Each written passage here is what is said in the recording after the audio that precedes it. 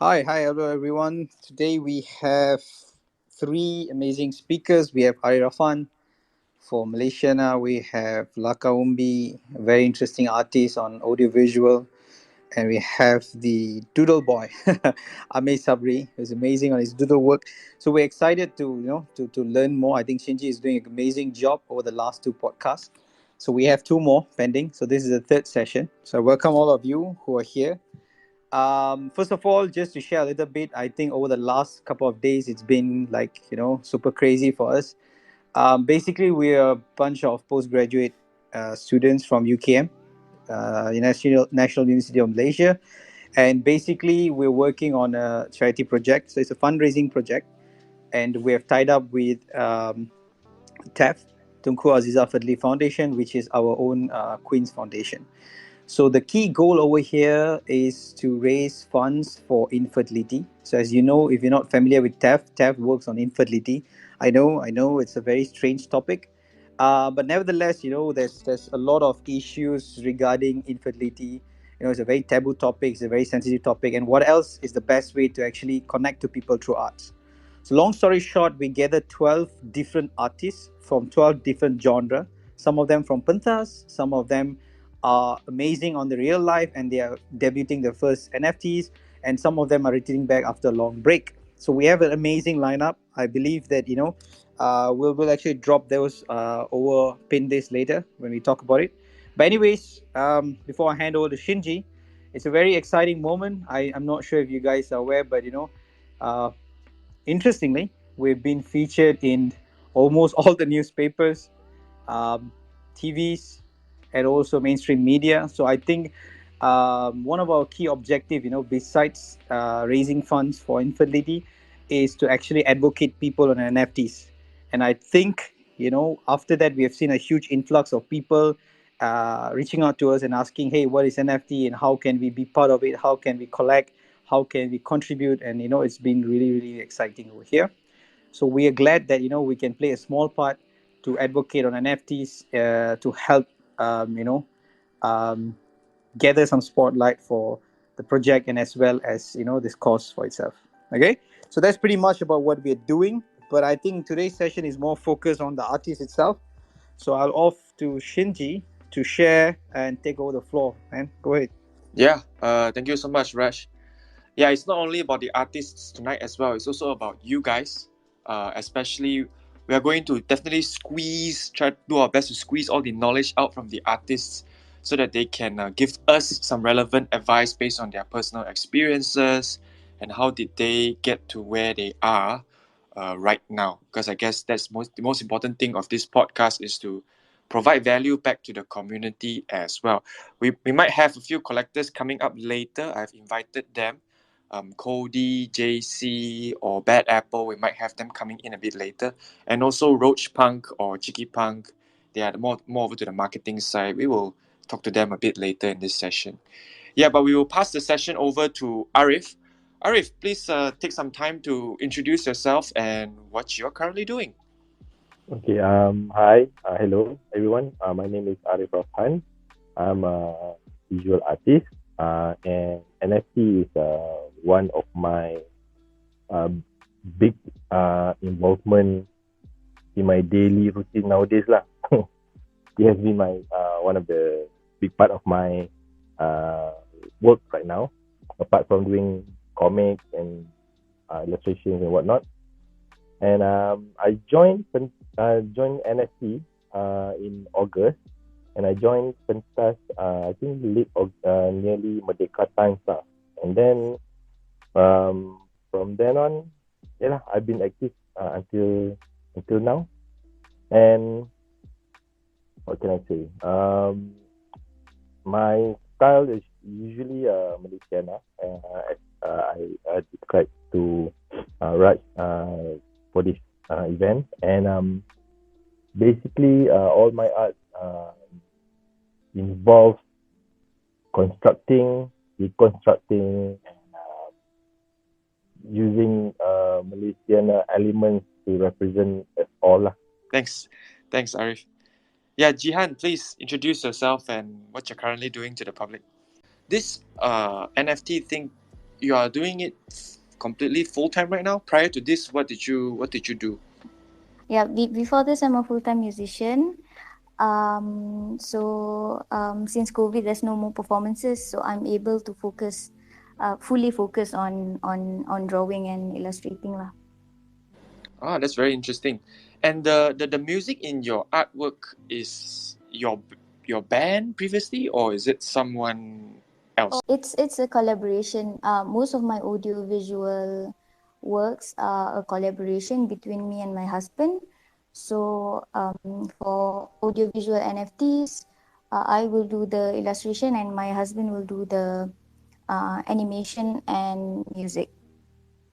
Wow, wow. Okay, so your husband is also involved in NFTs? Is that? Yes, yes, yes, Oh, okay, yes. okay. That's really interesting. Okay, Jihan, we'll come back to you. We'll Thank you move so much. over to Amir now. Hi, Amir. Do the doodle. Thank you, Shinji. Hi, everyone. My name is Amir Sabri, and you guys can call me Amir Sab lah, short from Amir Sabri. So I'm from Shah Alam, Selangor, and I'm a self-taught doodle artist. So back then, I studied architecture in UiTM Shah Alam, but unfortunately, I didn't plan to give all my heart and soul to the architecture world, actually. So after finishing my study in 2016, I actually worked in architecture field for around 4 years. And in January 2021, I finally have the confidence to quit architecture to pursue my doodle art journey more seriously. And actually, thanks to, I don't know, thanks or not thanks to COVID lah, because during the pandemic, I'm keep on questioning myself about what I really want to become and what I really want to do in this life. So, yeah, starting from that, I have a courage to leave architecture work behind, and currently I'm a full-time freelance doodle artist. So, the art that I'm doing is doodle, and I think most of us know lah what doodle is. And for me, doodle is like we draw or scribble without any proper plan and without thinking way too much. And but of course, when I'm doing a commission doodle for clients, I need to follow their brief and to follow some theme. But when I'm doing doodle just for fun and during my free time, I just take a pen or pencil and I just spill everything. Whatever in my mind at that moment, I just draw it.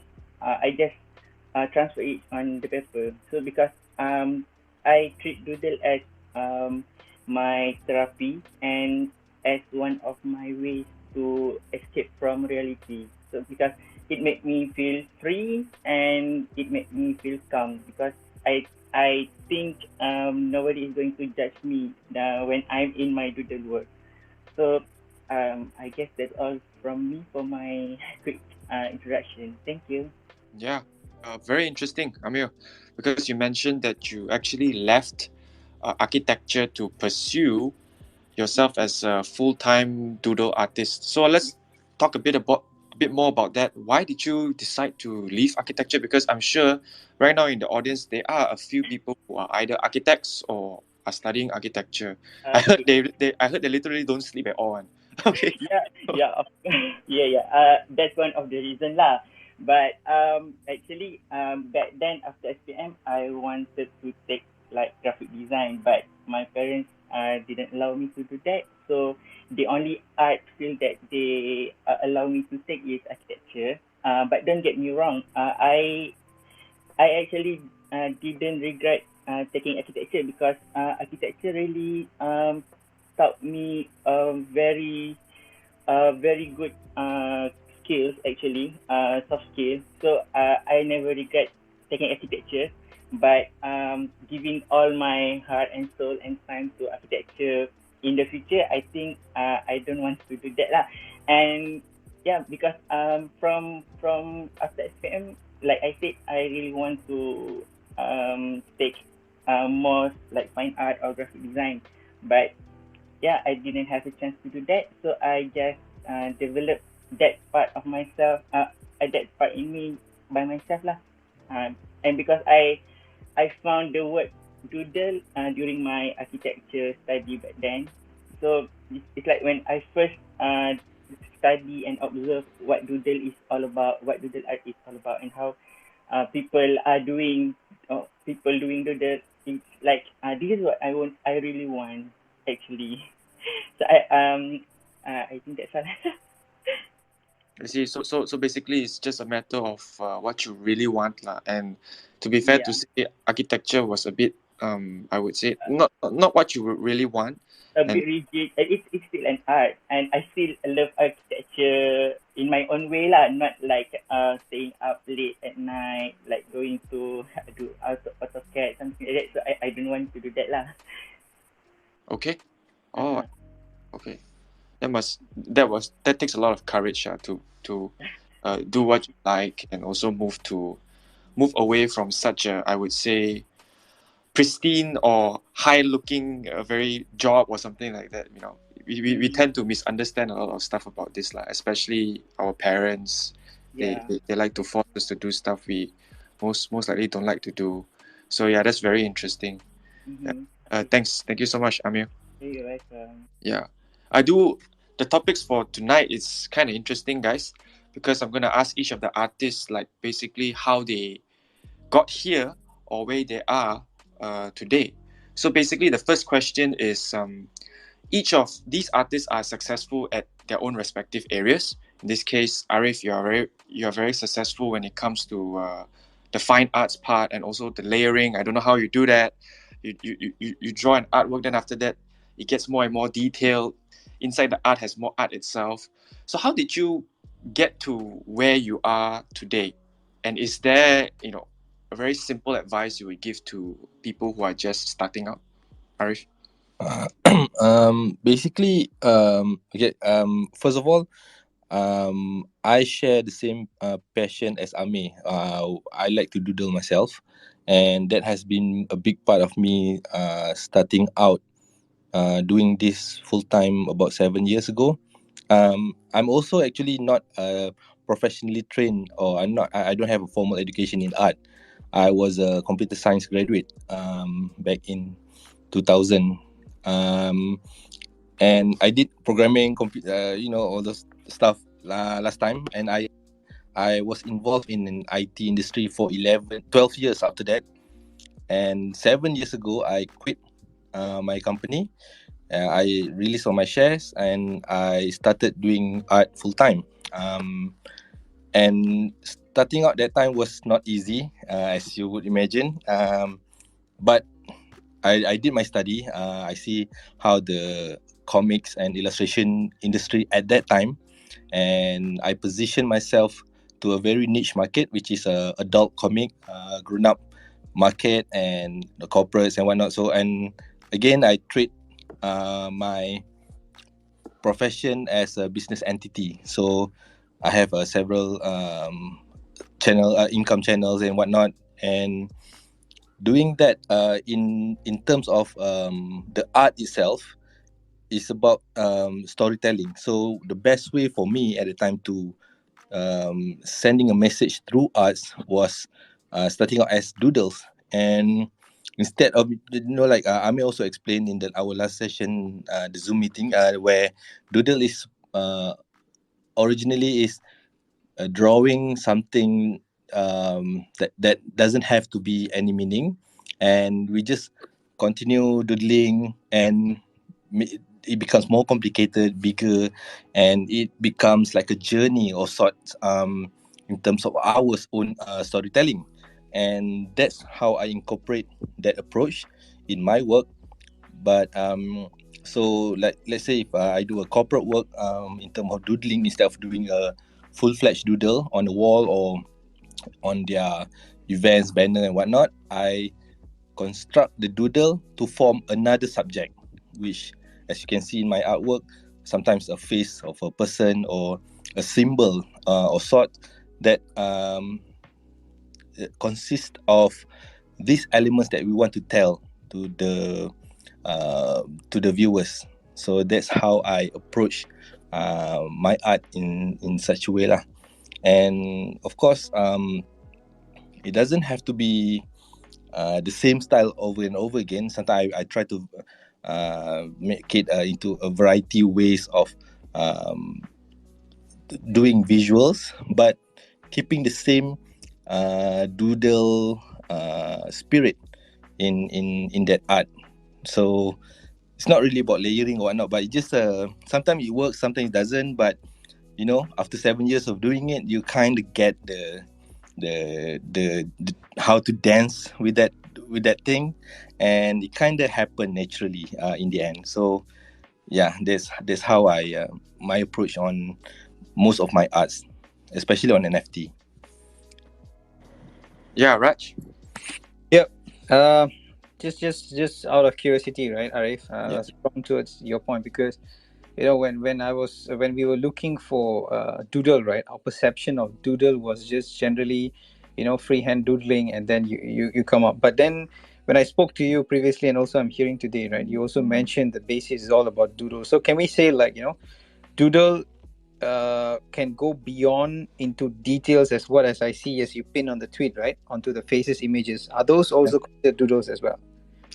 In a way, yes. But people have this connotation, this pre-loaded image of how do the should look like. But we can, it's art, you know. We can, it's subjective, and we can approach it differently. We can we can make use of it in, you know, similar way, but different style and whatnot. So to me personally, I would say mine does have a heavy influence of doodle, and in the end, at the end of the day, the finished work, that does not necessarily looks like a doodle, but it does have doodle elements in it, and that's how I incorporate, you know, marry these two things together lah, in fine art and doodles, to in such a way to make doodle art to be accepted and appreciated in the outside world,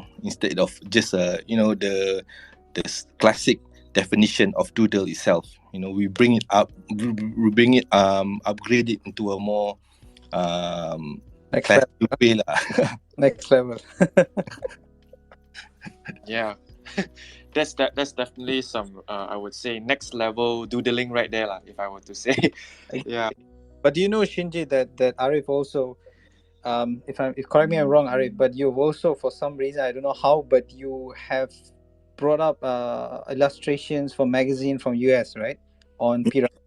Oh yeah. Recently, Fangoria magazine, the horror magazine in the US, commissioned me to do an illustration for their magazine, for October magazine, and it's about Sitora, the lost film of P. Ramlee, because they are producing the new version of Sitora. They are, because Fangoria just set up their Fangoria Studios in the US late last year, and their first feature produced would be this Sitora movie, which is will be done by the director Divan Norman.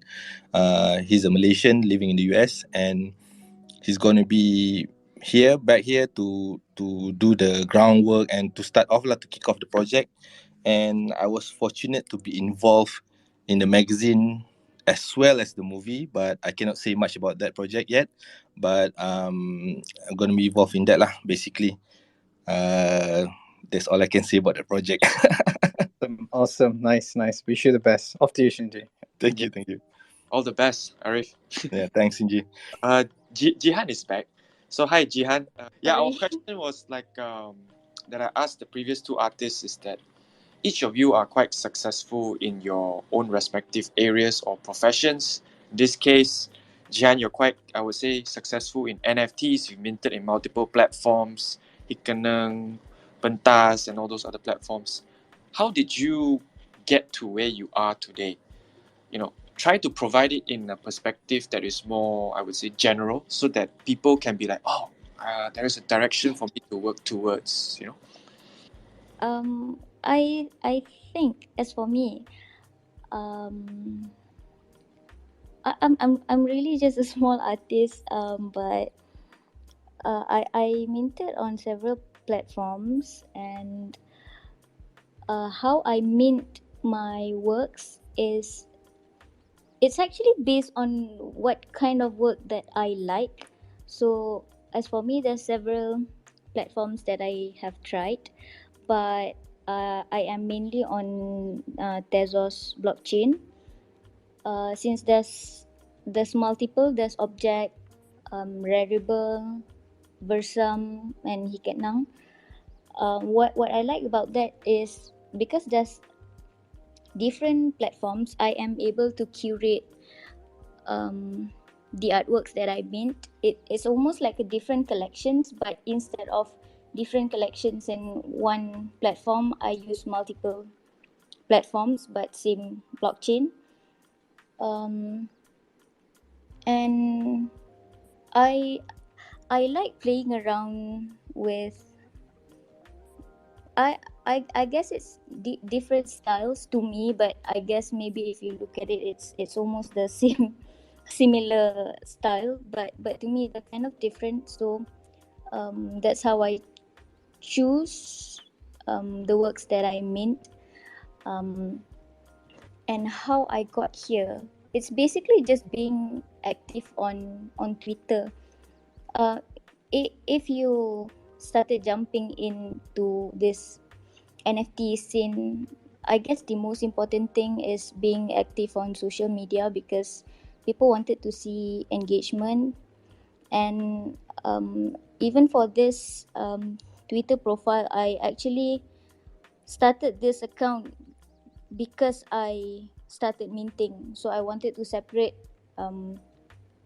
different Twitter platform for my personal Twitter platform, and something more focused on NFT, because I know that I will be tweeting a lot.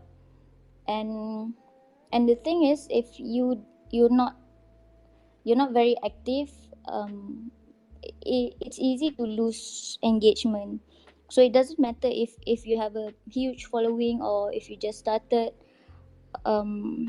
You will find your audience, your collectors, as long as you are active on social media or on Twitter lah, basically.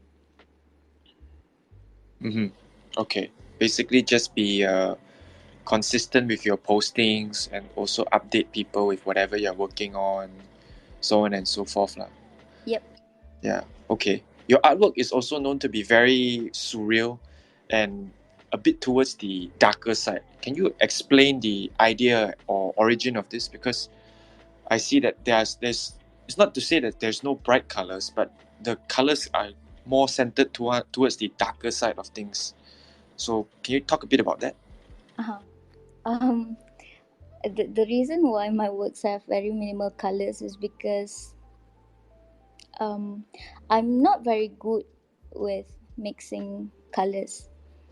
And usually people say if you want to be an artist or illustrator, you have to be very good at all these visual aspects. But because I know that colors are not really my strength, I try to use that to be my strength. So I think my signature style is more towards minimal color, or just a pop or dash of color, which you can see on almost all of my works. And so I think that using minimal colors for me, it helps me to focus more on other aspects of the drawing that I wanted to focus on. Like for me, I love playing with lines. So instead of playing with colors, I play with lines and things like that. That's quite interesting. Basically, whatever that you're not good at, you try to further reinforce whatever that you're good at lah, and just focus on the part which you can work on the best. Am I right about? Yep. Okay. So your artworks is drawn using iPad, or is it it's not physical, right? It's not drawn using pencil, right? It's Um, I really do. digitally done. I have minted some works that are drawn using pen on paper. Mm-hmm. But most of my works are digital, so I use my iPad. Okay. Talking about iPad, right? Arif, you're also using an iPad right now, right? No, I don't have an iPad. Oh, but you're using the I use the drawing tablet connected to laptop, to my MacBook Pro lah. Oh, I see. Okay. In this case, let me just slide right into a question to you. Let's talk a bit about your Malay Lady series. As you guys can see up here, I think I've pinned it up already. Yeah, let's talk about it. How did this idea actually come about, and how long did you take to complete it? The Malay Lady Series is a series of some portraits of Malay ladies, which I take it as a subject. Some are retro pictures, some from my old family pictures, some are new, but I'm looking at the subject from exotic point of view lah, but not from the Western or the exotic point of view, but from our own exotic point of view, which is very simple, demure, but the strength is beneath it all, which we understand a lot with when it comes to Southeast Asian women. We know that they are fierce in their heart, and this is the kind of subject that I'm looking for lah. So I made so far I think about 6 of them, and the one that feature on my pin tweet up there is the latest one lah.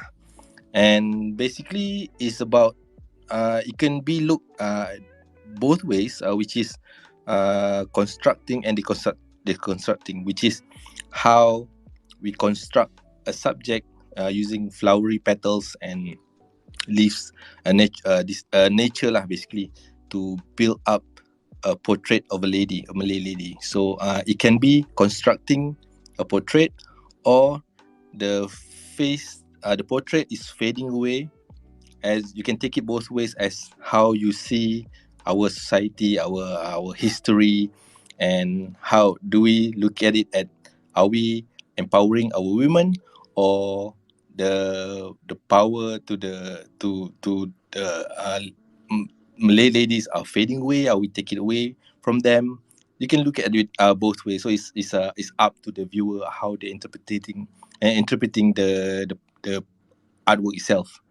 So yeah, it's a very quite personal project for me, this series, and I would love to becoming a part of my series, the continuing series, together with my Red Korak and other artworks lah, basically. But these two, the Red Korak series and also the Malay Ladies, are two of my personal favorite so far. So I'm going to continuing doing that, moving forward. Yeah, I think it's actually quite a lot of people's personal favorite also because now that you mentioned that you can construct and deconstruct it, you basically make me look at it at a very different perspective already. I'm like, oh, okay. it's like Yeah. kind of eye-opening. Yeah, Raj, you got something to say? Yeah. I have a question actually for Arif, right? Yeah.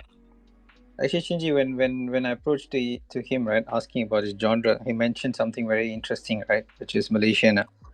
So, out of curiosity, right, Arif, for all the rest who are here today, I know that you give a lot of emphasis on Malaysian, but it means all of your arts have a lot of flavors towards it, right? A lot of local touch. But for the upcoming, NFT artists, so what's your thought on this? Because I believe that there are more and more investors coming in. Do you think that those arts should have more of a Malaysian flavor, or does it actually put you at a downside sometimes when you have to make it more globalized? What's your thought on this? Yeah.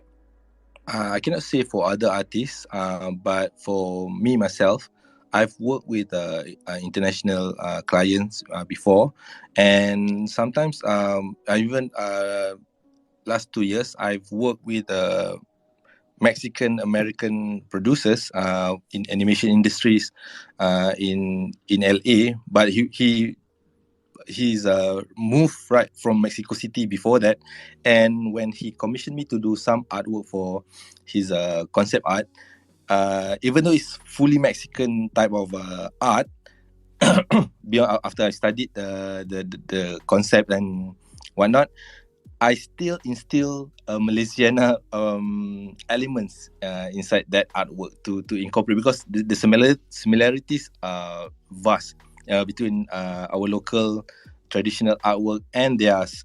So I just put some here and there just to have our flavor and to combine with their style. And I even told the director, and he even liked it even more, because I said like, yeah, we have the same the specific feel, and they said that no, it's all right. So I continued doing that even with other clients as well. From even my client, of course, my client from Singapore, they love all that kind of stuff, those local flavors, and it's up to the artist actually, if you want to fully service their artwork based on the requirements given by the clients. It's up to you, but for me personally, I love to try that out, to insert our local flavor, to see how it goes, and I would suggest to my clients, and of course give them a rationale based on why you're doing that. If you can convey your message in such a, if your intention is pure, is very good, I'm sure that the client will accept it, no problem. Amazing, Arif. I mean, I'm truly inspired, because I notice, most of your art somehow you'll try to incorporate. And for those of you wondering, right, I'll try to pin it up later. Arif's art for this auction, it's somehow, besides the feature, when we presented to the Queen, and she was really excited because you actually had your background on batik, right? Yeah, that's amazing, man. Seriously, you had all the flavors into it. So that's crazy, how you could think of it. Awesome. She loved it, by the way. All right. No, thank you. Off to you, Shinji. Yeah, let's move on to Amir. Amir, when you're doodling, right, I actually have this burning question. How do you tell when you have finished with a project? How do you tell if you are done doodling? Because doodling, to my perspective, is adding details. And when are you satisfied that you can say that, oh, okay, I'm done with this work right now? Okay. For me lah, personally, most of my doodle, I will doodle on the canvas, whether it's a digital canvas or it's physical paper. I kind of fill in the blank. For me, my doodle is kind of fill in all the blanks, like all the A4 size. So I will fill all the A4 size with my doodle. And also sometimes I do some boundaries, like for example, I do a sketch of a circle. So during my doodling, I will say to myself, I want to fill in the circle with my doodle. So for me, that's how I do my doodle lah. And how can I tell whether it's done or not? Actually, I myself cannot tell whether it's done or not. It's like I want to stop, then I stop. I don't know how to describe it. I can relate to that. Yeah. I actually want to ask you about this also. How do you tell if you are done? Because you are doing a Malay Lady Series, right? And you're saying that it's constructing, deconstructing, but to what point of time where you tell yourself that, okay, this is deconstructed or constructed enough that I don't want to touch it anymore? I think I can speak for Amir as well. That usually when you feel done, if when you tired, of course, if the Yes. Betul. and the paper is already full, or sometimes when you tired, you stop, and then after a few hours or maybe tomorrow, you open again.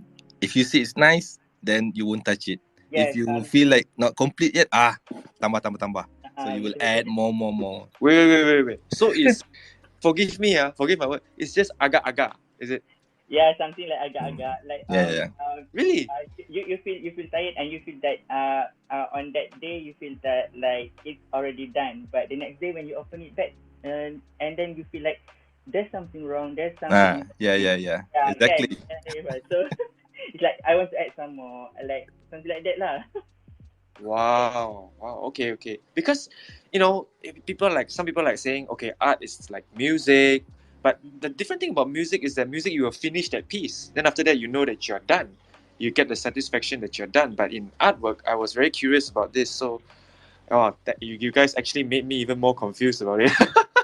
No, it's about progress lah. It's about how it makes you feel, the artist itself, yourself. By the end of the day. No, I because I read this interview pun, Ringo Starr from the Beatles. They said once in '67 they experimented with shrooms and LSD and whatnot, right, to create music. So they did it, and they were at that night they do it until late night, and then they thought that, oh, this is the best piece of music they ever made. So the next day when they're sober, they listen back and it's all shit. So they have to redo it again. It's about how the material, the product of your product satisfy you as an artist, the creator. So that's the first thing lah, before you, unless you're doing when it's become to artwork, not a commission work or whatever, but it has to satisfy you as a creator first before you present it to other people. Okay, I see. Amir, you got anything to add before I move over to Jihan? I don't have anything to add, but like what Arif said lah, it's like it's for our own satisfaction actually, and even it feels incomplete at that moment, but the next it feels complete at that moment, and the next day when you see it again, it's like something wrong, and you want to add something, and you just put it upside down and just add put some more things inside. So that's what I did. I do lah with most of my doodles. I see. Okay, so it's very personal lah. Just to keep you guys in the loop, guys, we were asking the question to the artist, like, how do you actually tell if you finished your artwork? So their answers is basically very personal to themselves. As long as they are satisfied, they wake up the next day, they see the artwork, like, oh, okay, I can accept this. Then it's usually, I would say, completed already, and they will publish their work. So there's not really like a very fixed way for each artist to tell if they finished their artwork. What about you, Jihan? How do you actually tell if you have finished your artwork, your piece right there, or whichever piece that you have worked on before? I would like to echo to Arif and Amir because it's the same for me. When I started drawing, I usually don't really have a set direction of how it should end or finish. But after working on it, after revising, stopping, coming back, if I'm satisfied, and then it's done. I very rarely have a set mindset of I wanted this to look exactly like a certain thing that I have in mind. So if I have flipped it, rotated it, come back to it after a few hours or the next day or the next few days, if I'm happy with it, then it's done. Okay, I see. So basically, also pretty much the same as the Arif and Amir also. Yep. But the beginning of the artwork itself, everything has to originate from an idea, right? Or do you just take your pencil or pen, just scribble, and after that you go along with whatever you have? Or do you roughly have an idea before you start? It depends. Sometimes I have almost a clear idea of what the subject will be, but most of the time it will just start with a line. Oh, really? You just start with the line, and after that you continue with that line itself? Yes. Because if I have a set direction of how I wanted the artwork to look like, usually it will not end up like the thing that I had in mind. So for me, it's best to, I guess, to explore while drawing. So the artwork is always a surprise. The finished artwork is almost always a surprise, even for myself. Amir, do you Yeah, want to add stuff? Because I can relate to what Jihan said just now, because it's like we develop that particular artwork along the way during doing that artwork. For me, I don't have uh, a very vivid how the artwork will look like at the end of the day, but I just develop the artwork along the way lah, while doing it. Arif? It's a journey lah. Yeah, it's like a journey. You have a conceived idea of how the image that you want to do, basically in your mind, but it's not set on stone lah, basically. But when you start drawing it along the way, we as a human being, we have our train of thoughts run differently, individual from for each of us. And when we do our the execution started, so when we draw, we suddenly remember this song, suddenly remember this scene from a movie, and our experience when we was a kid. So that all those things affects the way we execute the artwork itself, and sometimes it will become better than what we conceive, the back in the back of our mind, or it becomes even worse, or sometimes it swings to a complete different direction altogether. So it's not really it's a journey lah, basically. So at the end of the day, when we look at the art itself, if it satisfies us, then we complete the whole journey, and that's what satisfies us as creator lah. Wow, that's really interesting. Yeah, talking a bit about journeys, right? At some point of time, you guys must have felt, I would say, really low. Let's talk a bit about that. Talk a bit about each of your experiences at your low points, and how did you manage to pick yourself up from that low point itself? Arif, do you want to start? Like, what is your lowest point as an artist? And you're a father as well, right? So Yeah. During this pandemic, it affected everyone. So what was your lowest point, and how did you manage to pick yourself up?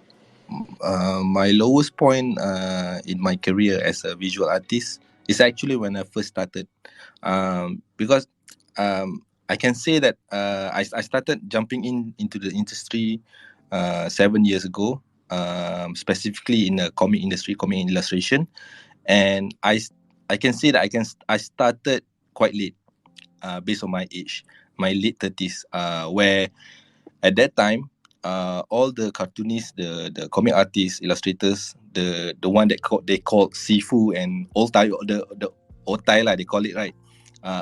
They're all in their early 30s. So I started like 10 years late lah, basically. And when I jumped in, I was this noob old guy. Actually same lah, like in NFT pun, I jumped in very late, very old.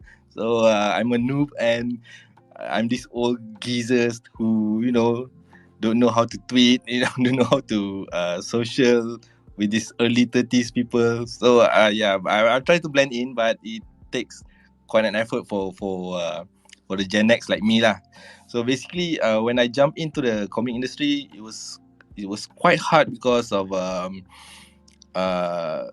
it can be vicious sometimes, these people, and it has to be done in certain way, very traditional, very classic. And when the digital comic was just about to start, it's just to gain momentum lah. So I jumped in straight to the digital. Sometimes but I still do always the physical books and whatnot, just for my credentials lah. And what I noticed is that at the time, I'm talking about the comic industry. Yeah, I treat myself as an outsider, so I won't be, I won't feel unwelcome. I won't feel neglected or unaccepted or any kind of way that would put me down.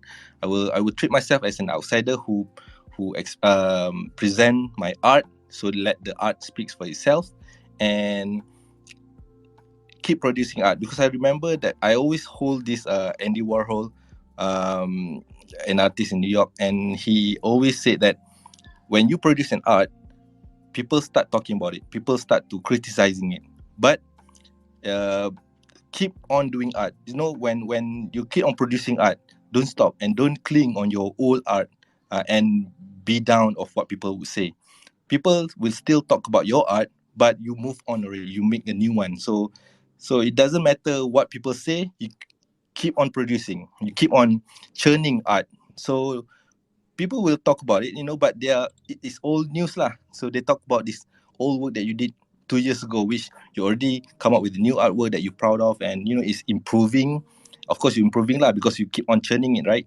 So you learn from your mistake, you keep on churning it, and that's that kind of concept, that kind of motivation I applied in every sense in my life, in parenting, even in doing comics, even NFTs.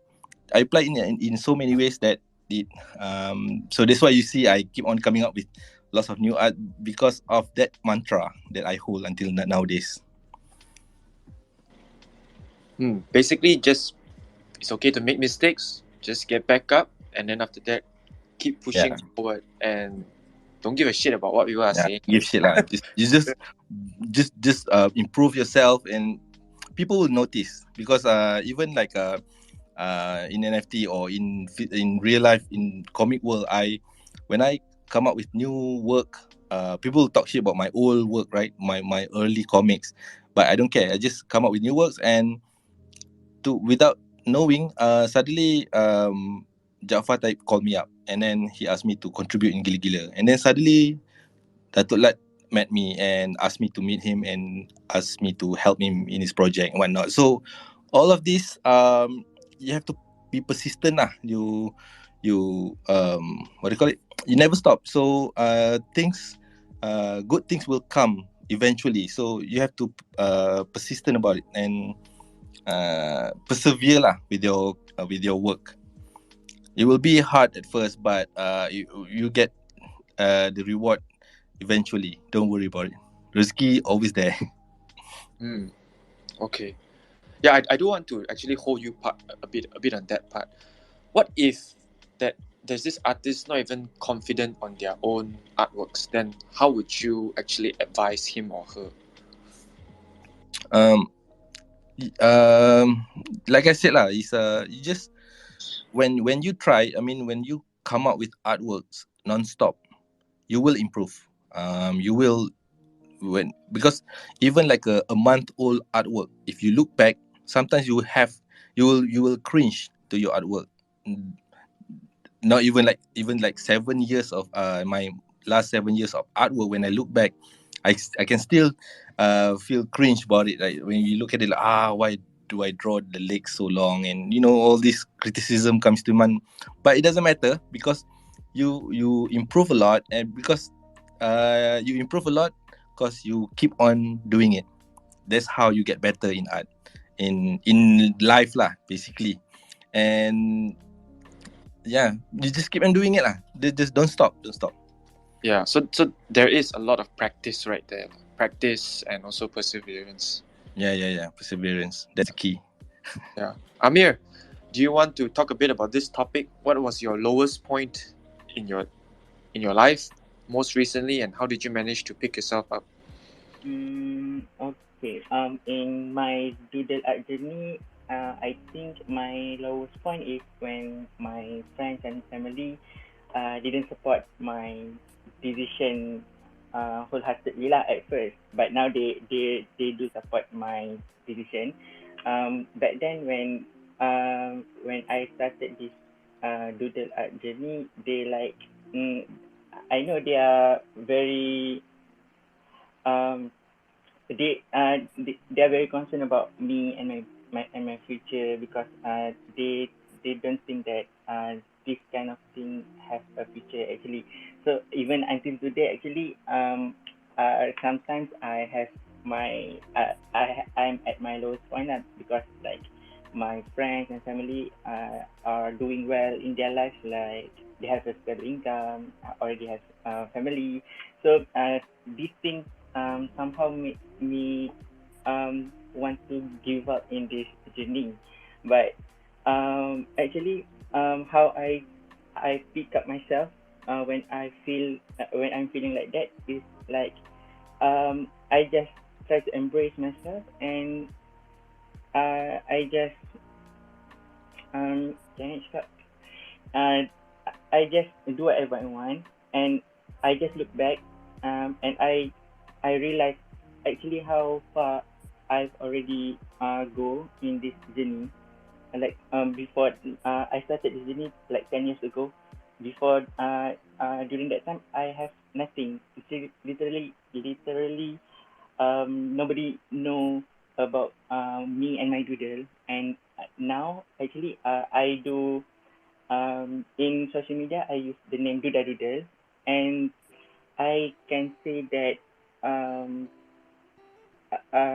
it I've already been known as a doodler, in my circle. So I just look back and say I've already sacrificed so many things. I've I have sacrificed so many times in this journey. So I don't want to make all this stuff go to waste. So I just remind myself that this is what I choose. This is the path that I have chosen, and I'm willing to do whatever it takes until the end of my time. And I hope that I'm strong enough to pursue this journey, because that's what I really want in my life. And for me personally, it's not about money or whatsoever, because for me, I'm doing this doodle because I know that my doodle has some kind of potential to spread some happiness and joy and positive vibe to other people. So like and I believe that God sent me to this work for all of us for a purpose. Like a doctor can treat people, a teacher can teach people, and I think we as an artist also have our own purpose. Like um, maybe I don't really know yet what is the main purpose, my main purpose. But for me, I want to make a good. I want to spread something good with my readers. I like message something that make people happy, and just not to ignore the negative stuff or negative feelings. No, because we are all humans, and it's normal for us to feel all the mixed feelings and emotions. But it's like I want people to know that it's okay to be sad or angry, but don't let that negative thought consume you or turn you into bad people. I think that's my main purpose lah. And I keep on reminding myself, that's my purpose. So that's how I pick up myself when I'm at my lowest point. Thank you. Yeah, Raj. Yep. Great thing. I would just like to take a moment, for all those of you who just came in or do not know much about Amir, just to share an interesting story, okay, Shinji. When we were going around, seeking for all our 12 artists for this project, and we so happened to visit PWTC, for what event was it? Amir, was it? Mine is Malaysia Art Ecosystem Festival. Okay, thanks. So we were there, and all of a sudden, right, Shinji, I'm seeing like a lot of artists, a lot of artwork, and so many things.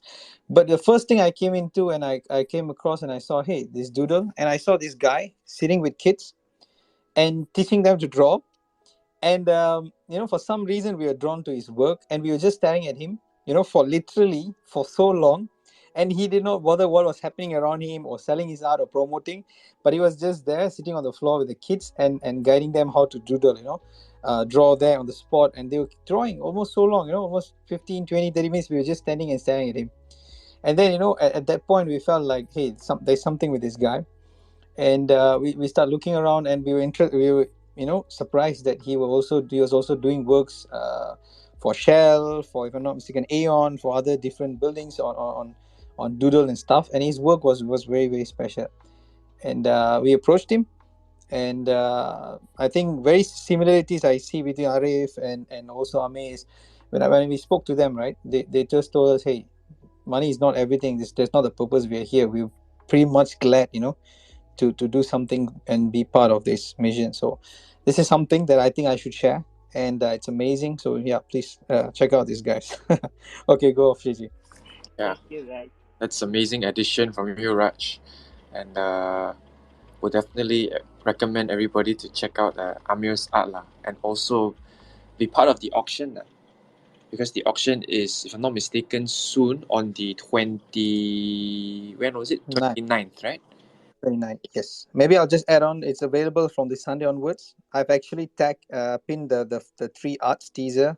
It's at the top. So maybe I'll get a chance. I'll just ask. But you will see that we have from Laka Umbi, which is Jihan. We have audio visual kind. It's amazing, Shinji. Every strand of the hair is actually moving, including the kind selendang, the cloth over the head. It's crazy, man. It's totally crazy. Maybe you want to check out something with her before we move on. Yeah, let me just talk to Jihan for a while first.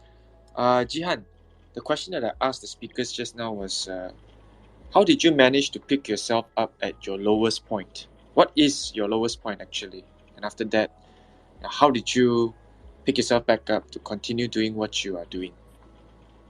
My lowest point was probably not having any income for, I don't know, 1.5 years. And minting NFT was actually how I picked up myself from that situation. So I was a traveling musician. Me and my husband are traveling musicians. So we go from one art residency to another, one event, one festival to another.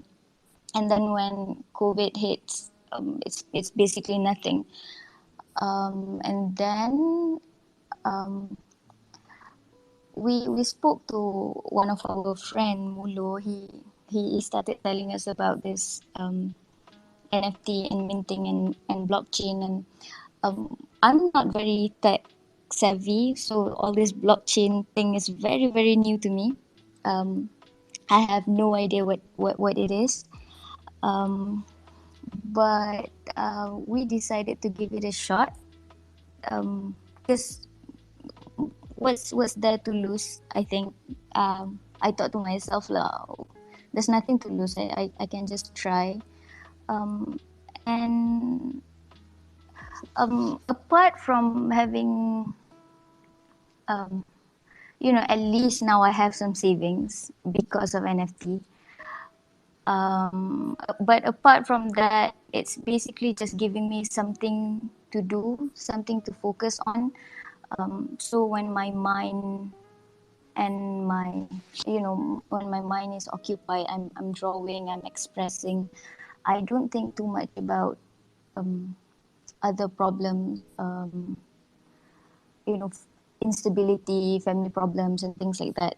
So I guess that's how I picked myself up from that lowest point. That's the most recent lowest point I can see. So yeah. Okay, yeah. It must be really tough the pandemic. I think it really affected a lot of people, and it also killed a lot of livelihood Not just people, it killed a lot of people's livelihood as well. Yeah.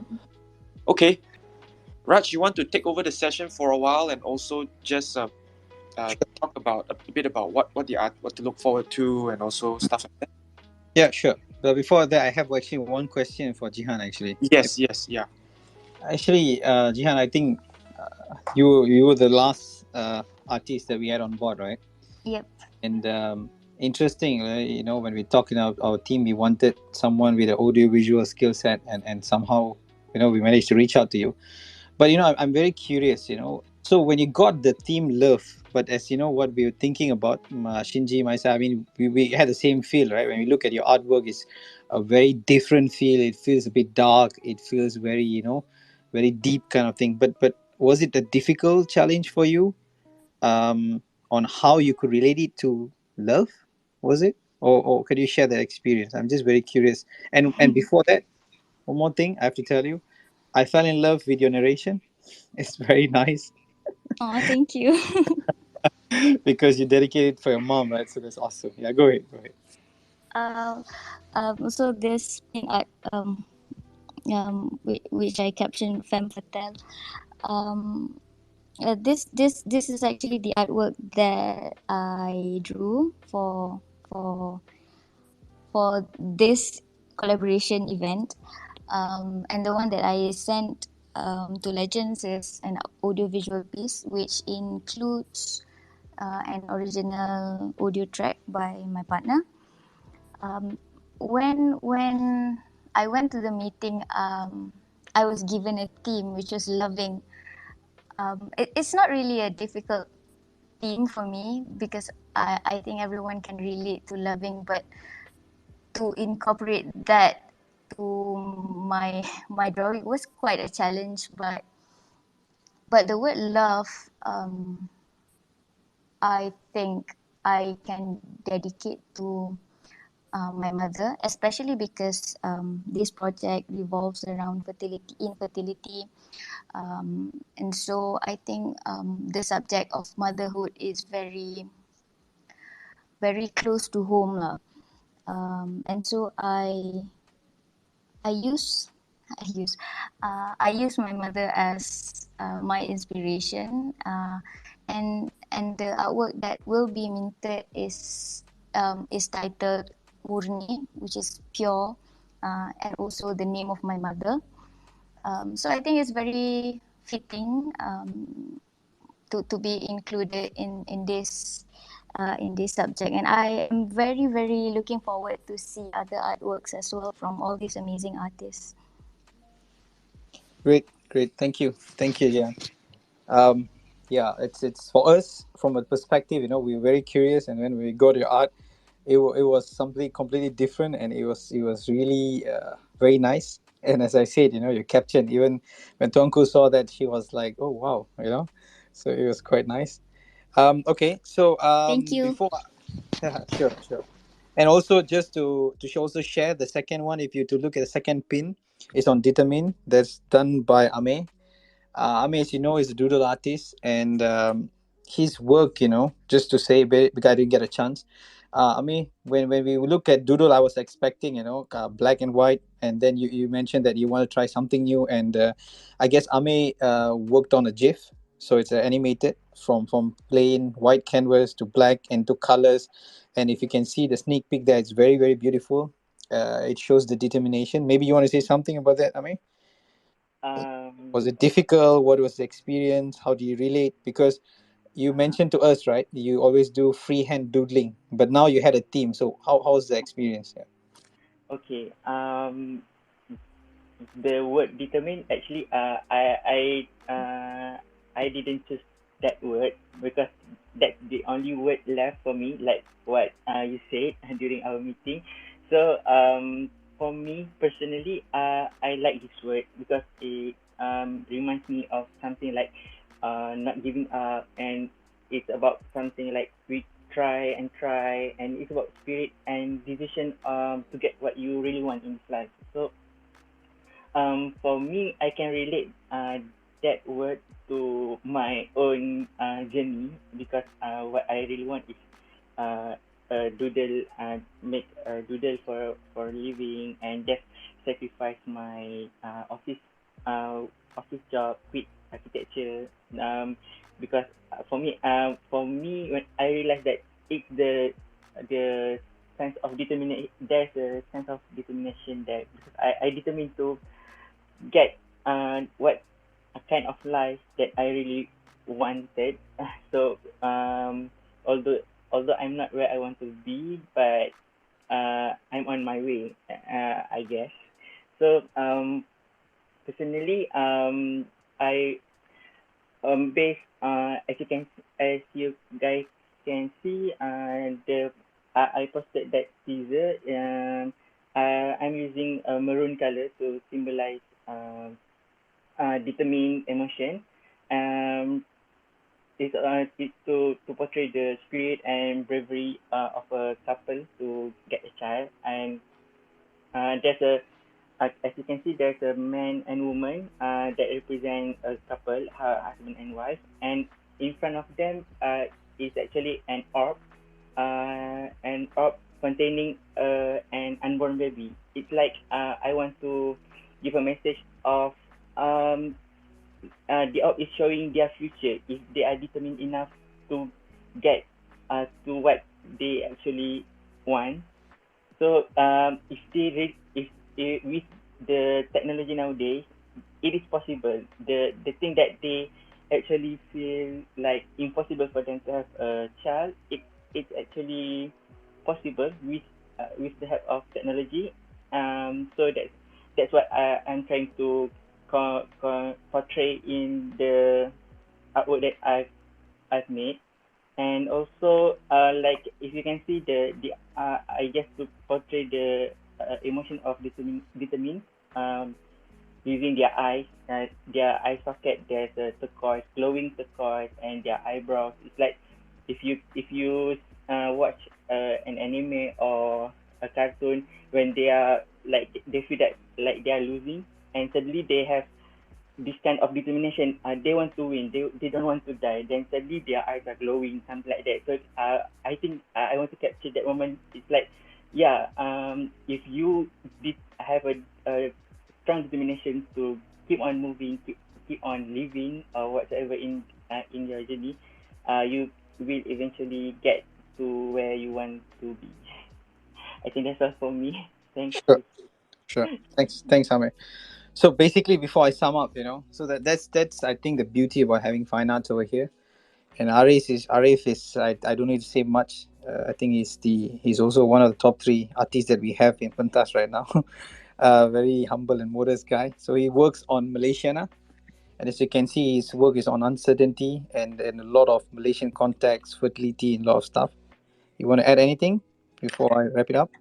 Um, the when I was approached by you, Raj, to choose what kind of keyword, the one that struck with me the most is uncertain, because as you can see, the fertility issue is a very it's a lot's got to do with dilemma, right? Of a dilemma of a couple, Yep. how they really wanted child, but they must have put extra effort to use whether or not they want to use fertility approach to to produce and whatnot. But these issues is very dear to my heart, because I have two cousins using this approach to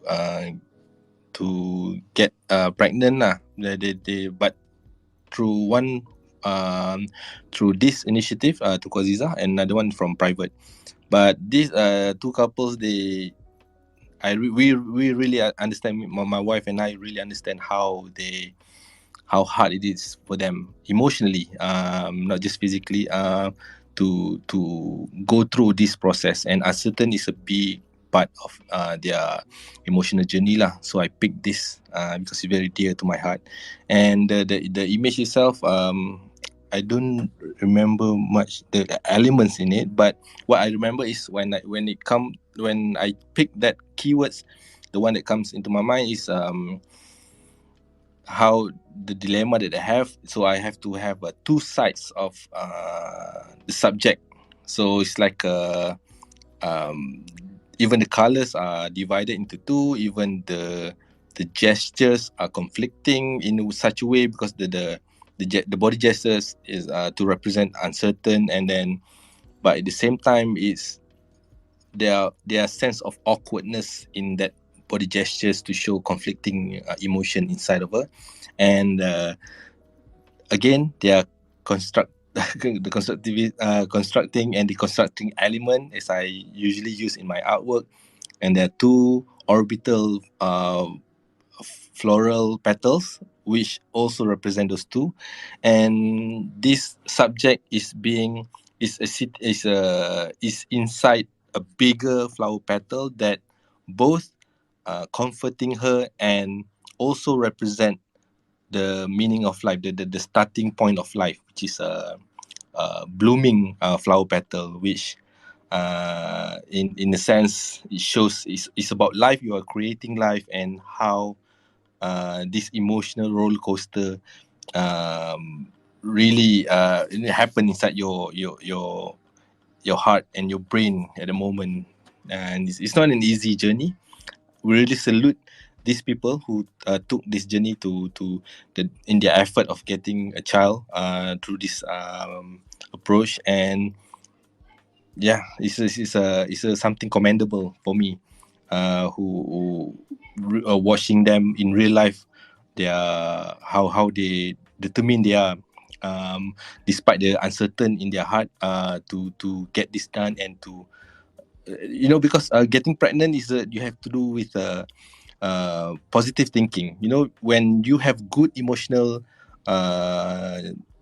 journey, when you're pregnant, you have a happy kid. That's what I believe in. If you always sad, you have while you are pregnant, it will affect the baby. So this I really salute these people who trying their best to provide, to what do you call it, to sacrifice themselves in order to make sure that the baby that they get, they have will be a happy child. So yes, kudos to them.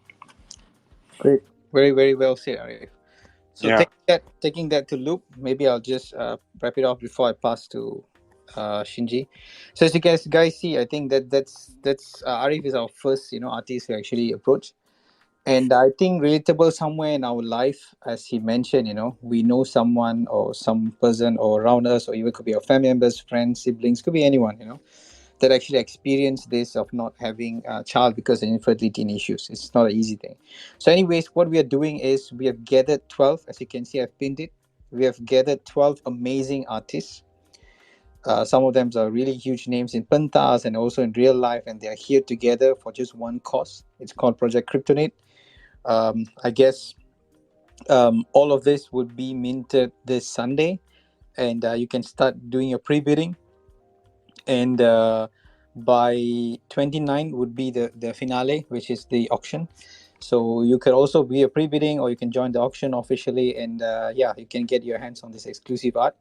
As you can see over here, those funds raised will be going to also the B40, especially the low-income parents who cannot conceive. So it's for a cause. It's an NFT for a cause. But interestingly, we break the stigma this time.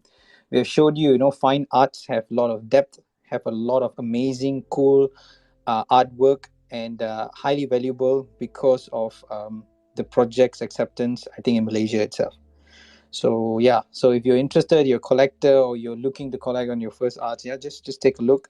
It's a very, very nice piece. Okay, thank you, Shinji. Off to you, man. Yeah. Thank you so much, Raj, for organizing this event, of course, and bringing all the 12 artists together. Finding them is definitely, I would say, a fate, and also some luck as well. It has been quite difficult to also find these artists.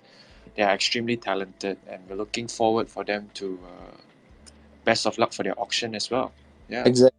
And next week we have our finale of Virtuosos, and I think it's going to big one. Shinji, it's going to be an end with a bang. Hopefully, we'll Yeah, have talking about next week's last episode, right? We will have Sue and Nacho. Pentas CEO over in the session. In the later half of the session, he will actually talk a bit more about Pentas and what the future plans and how they plan to, I would say, support this auction as well. Am I right, Raj? Yep. We'll Yeah. have Irshad on from Pentas. Because this project is an official collaboration, we'll have a special section underneath for this project. So it's an exclusive collection. We also have two more amazing speakers. Suena, hopefully she'll be there, and also Riharu. He'll be there on the last session. So these are amazing artists. I cannot wait for Riharu. Yeah, Yeah, he's been in all the 3 episodes, listening quietly, waiting for his time. yeah, he's Yeah, I know you're a there, lot of Riharu. artists are also here lah. Asmo is also here. Shah is also here. Yes. Asian was also here just now. Yeah. Yeah. True.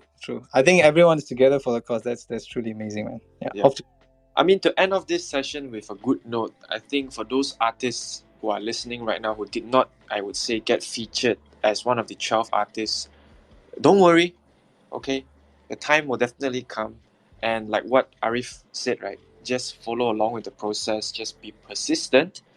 Continue to do what you love. Make sure you don't lose your direction, right? Because apart from we don't do art as the futurists, right? But we work on other stuff. We work on the blockchain stuff. So imagine if I were to switch my profession towards an artist, that would be crazy to my own perspective. So I would say stick to what you are most passionate about, okay? And then be persistent, train yourself, continue working as hard as possible, and yeah, you will definitely be as talented, even more talented than any of these artists up here. Okay, Yeah. opportunities, they definitely come and go. Yeah, Arif, you want to add something? No. I'm agreeing with what you said. Yeah, because I'll let you end the session now because you're a father of how many kids you have? I have 3 kids. Wow, you're really doing the country a very good job, lah. Yeah, so as a father and as an artist, what is the best advice you would give someone out there who, I mean, to your younger self, lah, to your younger self, if you see yourself as a 24-year-old or maybe 30-year-old, pre-30-year-old kid, something like that, what would you advise yourself?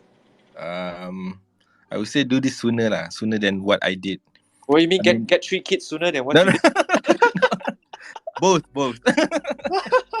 Oh, okay. No, I mean, start doing things that you're passionate about early on.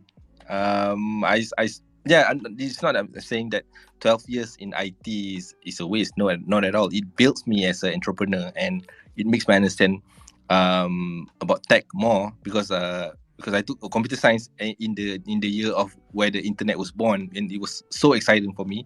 And watching from web 1.0 to until now 3.0 is so I don't want to miss a thing. So that's why I joined NFT, to be part of it, to be because it's very exciting. It's helped us as an artist, as artists can benefit a lot from this. And I mean, and of course, being a dad of 3, I should have told myself to start doing my own thing early on, because 12 years in working in IT, I miss a lot of what my kids do. So for the past 7 years, I'm so happy that I work at home, raising my kids as well, and being a dad, watch them grow in front of me, even in front of my eyes, and involved in their passion as well. They play music, they do visual effects, and all this video editing stuff, animation, stop motion, and I'm being a part of that activities make me prouder as a dad, instead of just coming back home, watching them. Oh, you're good at this, good at that. But instead, I involved with them as well. So that's one of the proudest moment of me as a dad.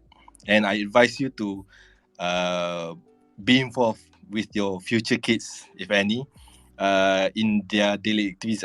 I assure you, they will come up with so many amazing stuff that you yourself wouldn't do and couldn't do when you were at their age.